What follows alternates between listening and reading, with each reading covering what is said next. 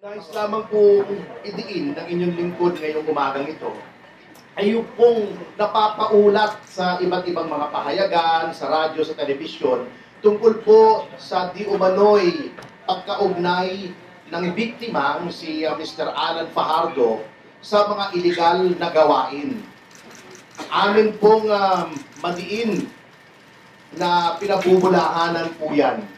Alam niyo po, si Mr. Fajardo po ay walang nakabinbin na kasong kriminal na kahit ano. Whether or not it is related to drugs, wala po siyang pending criminal case. Noong pong Mayo 2016, ni-raid po ng napakaraming pulis ang kanyang bahay kasi sinasabi siya daw ay miyembro ng Gun for Hire. Kinumpiska po maraming armas. Totoo po yun. Ngunit, ang hindi po nare-report, after almost a year, nakakuha po kami ng court order at yan po ay matter of public record.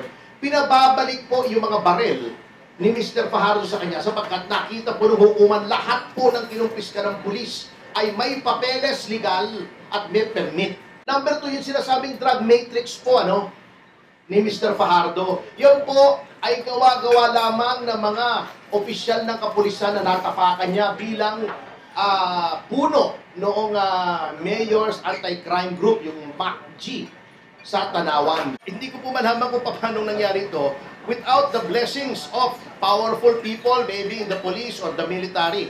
Kaya po sa NBI kami pumunta. Si Mr. Fajardo is a victim here.